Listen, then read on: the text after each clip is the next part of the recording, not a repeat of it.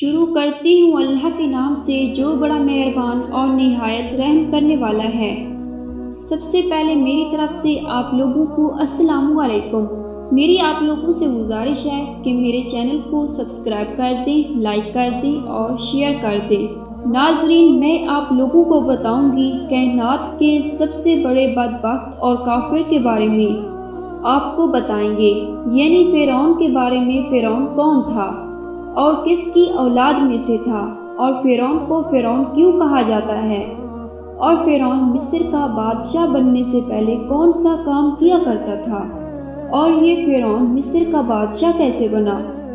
اور فرعون نے خدائی کا دعویٰ کرنے کے لیے بنی اسرائیل کے مسلمانوں کو کس طرح جانوروں جیسا جہل بنا دیا، اور پھر کس طرح فرعون نے خدائی کا دعویٰ کیا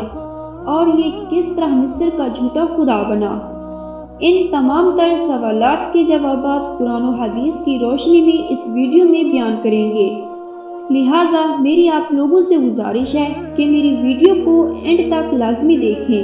وہ فرعون جس کا ذکر قرآن پاک میں ملتا ہے، جو حضرت موسیٰ علیہ السلام کے دور میں پایا جانے والا فرعون تھا، جس کا نام ولید بن مصعب یا مصعب بن ریان تھا۔ بعض مورخین نے اس بدبخت کا نام قابوس بھی تحریر کیا تھا۔ فرعون بدبخت کا تعلق قبیلہ کتاہ سے تھا اور اس کی عمر 400 سال ہوئی، لیکن اس 400 سال کی عمر میں نہ تو یہ بیمار ہوا اور نہ ہی اس کے سر میں درد ہوا، اور نہ کوئی دشمن فرعون پر غالب آیا۔ اس کا چہرہ تانبے کی طرح چمکتا تھا، اس لیے یہود اور انصار اس کو قابوس کہا کرتے تھے۔ فرعون بادشاہ بننے سے پہلے محنت و مزدوری اور تجارت کا کام کیا کرتا تھا۔ یہ ایک دن محنت و مزدوری سے تنگ آ کر بازار کی طرف نکلا اور وہاں اس کی ملاقات حامان سے ہوئی، اور دیکھتے ہی دیکھتے اس فرعون اور حامان کا تعلق دوستی میں بدل گیا، اور یہ دونوں کام کی تلاش میں شہر کی طرف روانہ ہو گئے۔ اور اس دنوں میں شہر کے اندر خربوزوں کی خرید و فروخت کا کام زیادہ تھا، اور یہ دونوں بدبخت ایک خربوزے والے کے پاس گئے اور اس سے کام مانگا۔ اس وقت اس خربوزے والے نے کہا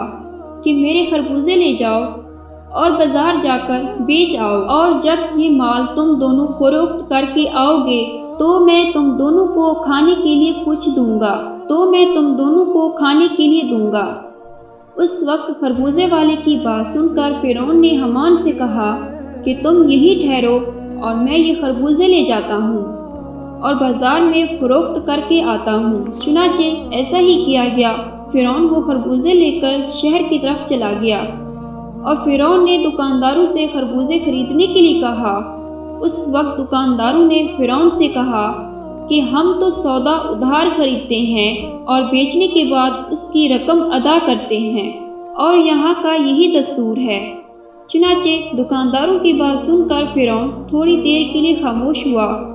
اور پھر اسی وعدے پر وہ سامان فروخت کر کے چلا آیا، اور واپس آ کر خربوزے کے مالک سے کہا کہ مجھے یہ کام اچھا نہیں لگتا۔ اتنا بول کر فرعون وہاں سے چلا گیا۔ اب فرعون کو کسی اچھے کام کی تلاش تھی، اور جس سے فرعون زیادہ سے زیادہ مال و دولت اور پیسہ روپیہ کما سکے۔ اس طرح فرعون بادشاہ مصر کے اندر چلا گیا اور اس کی خدمت میں جا کر درخواست پیش کی کہ میں کسی کام کے لیے آیا ہوں، اور میں بہت غریب ہوں اور مجھے کسی کام کی تلاش ہے، اور میں کھانے پینے سے بھی عاجز ہوں۔ برائے مہربانی اپنی سلطنت مصر کے اسی شہر میں بطور فدوی مجھے کوئی کام دے دیا جائے، اور اس غلام کو اس جگہ مامور فرما کر فراز کیا جائے۔ چنانچہ اس وقت فرعون کی بات سن کر مصر کے سلطنت کے بادشاہ نے کہا کہ تو کون سا کام چاہتا ہے؟ چنانچہ بادشاہ کی یہ بات سن کر فرعون بولا کہ مجھے مصر کے قبرستان کی دروہی دے دی جائے، اور کچھ رقم شاہی خزانے میں جمع کروایا کروں گا اور کچھ رقم اپنے پاس رکھا کروں گا، اور میری اجازت اس مصر کے قبرستان میں کوئی مردہ دفن نہ ہو۔ یہ بات سن کر اس وقت کے بادشاہ مصر نے فرعون کو مصر کے قبرستان کی دروہی دے دی۔ اس طرح مصر کے قبرستان کی دروہی ملتے ہی فرعون بہت خوش ہوا اور خوشی خوشی قبرستان کے دروازے پر جا کر بیٹھ گیا اور انتظار کرنے لگا کہ اب کون آتا ہے جو قبرستان میں اپنے مردوں کو دفن کرتا ہے۔ قضائے الہی سے ایسا ہوا، اسی سال مصر کے شہر میں وبا پھیلنے لگی اور بہت سارے لوگ مرنے لگے، اور فرعون نے جب یہ سب دیکھا اور ہر لاش کے بدلے میں ان لوگوں سے ایک ایک سونے کا درہم لینا شروع کر دیا، اور اس طرح تھوڑے ہی دنوں میں فرعون کے پاس بہت زیادہ مال و دولت آ گئی، اور مال و دولت جمع ہو گئی اور فرعون امیر ہو گیا۔ اتنا زیادہ مال و دولت آنے کے بعد فرعون نے سوچا کہ کیوں نہ مصر کے تمام قبرستانوں کو اپنے حوالے لے لیا جائے، لہٰذا فرعون نے ایسا ہی کیا۔ فرعون نے مصر کے بادشاہ کو کچھ پیسے دیے اور تمام قبرستانوں کی دروگی اپنے ہاتھ میں لے لی۔ اس طرح وہ قبرستان کی دروگی کے تمام پیسے مصر کے شاہی خزانے میں کچھ پیسے جمع کروا دیے، اور فرعون کے اس فعل سے بادشاہ مصر بہت خوش ہوا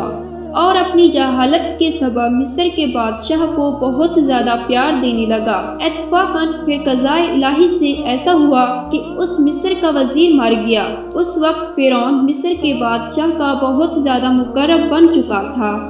چنانچہ مصر کے بادشاہ نے فرعون ہی کو مصر کا وزیر بنا دیا۔ اس طرح اقتدار ملتے ہی فرعون بدمست ہو گیا، اور اس نے اپنے بدبخت حامان کو بھی اپنے پاس بلا لیا۔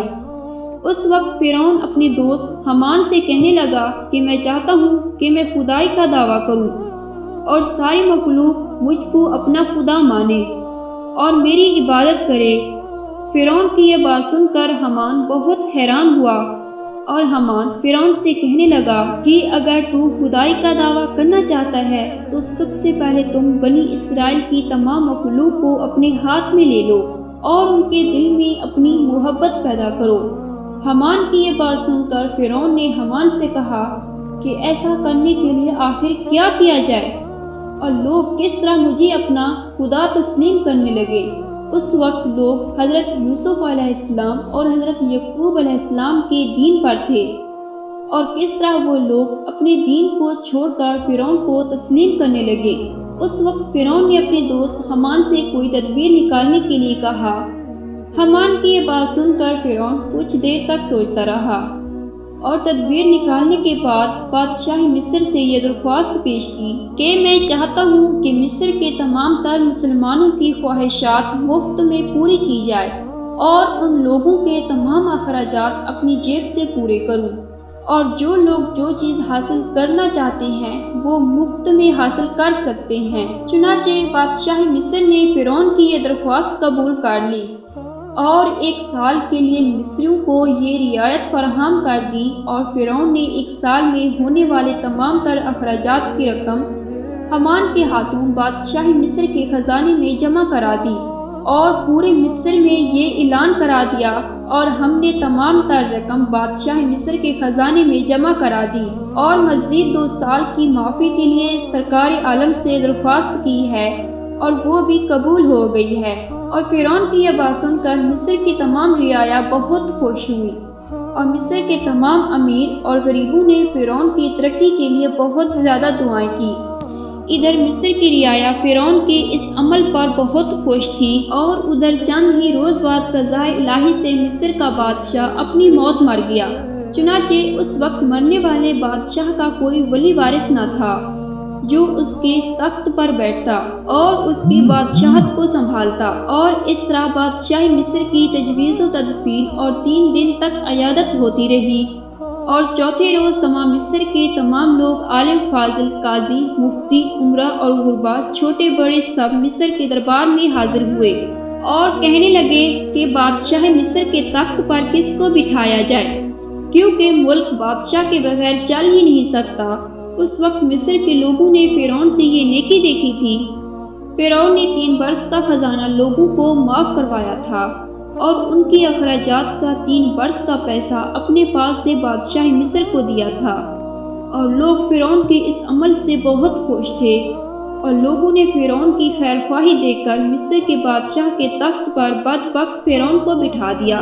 اور اس طرح فرعون بدبخت مصر کا بادشاہ بن گیا۔ اس وقت لوگوں نے خیال کیا کہ فرعون بہت اچھا انسان ہے، اور ہماری رعایا کا بہت خیال رکھے گا۔ اس طرح فرعون جب مصر کے وزیر سے مصر کا بادشاہ بنا، اس فرعون نے اپنے دوست حامان کو مصر کا وزیر مقرر کر دیا۔ فرعون مصر کا بادشاہ بنتے ہی اپنے دوست حامان سے کہنے لگا، اب مصر میں ہماری بادشاہی ہے، ہم جو چاہتے ہیں وہ کر سکتے ہیں۔ اس وقت فرعون نے حامان سے کہا کہ اب کوئی ایسی تدبیر نکالو کہ جس کی وجہ سے مصر کے تمام تر لوگ مجھے خدا مانیں اور میری عبادت کرنے لگیں۔ اس وقت حامان بدبخت نے فرعون معلوم کو یہ مشورہ دیا کہ پہلے مصر میں یہ حکم جاری کیا جائے کہ مصر کے اندر جتنے بھی علماء و فضلاء ہیں، دین کی تدریس کر رہے ہیں، وہ سب کے سب دین کی تدریس کو ختم کر دے اور لوگوں کے درمیان اسلام کی تبلیغ کا یہ سلسلہ ختم کر دیا جائے، تاکہ تمام آہستہ آہستہ دین کی تبلیغ سے دور ہو جائیں اور اپنے دین سے بے خبر ہو جائیں، تاکہ آئندہ آنے والی نسل دین سے باخبر اور جاہل پیدا ہو۔ اس طرح مصر کے لوگوں کی یہ حالت ہوگی کہ وہ جانوروں کی طرح جاہل بن گئے۔ اس وقت فرعون نے یہ چال چلی کہ مصر کے لوگوں کو یہ حکم دیا جائے کہ وہ اپنے گھروں میں بت بنائیں اور اس کو سجدہ کریں، اور صرف واحد ایک قبطی قوم تھی جو فرعون کو اپنا خدا مانتی تھی، اور باقی تمام تر لوگ اللہ کی وحدانیت پر یقین رکھتے تھے۔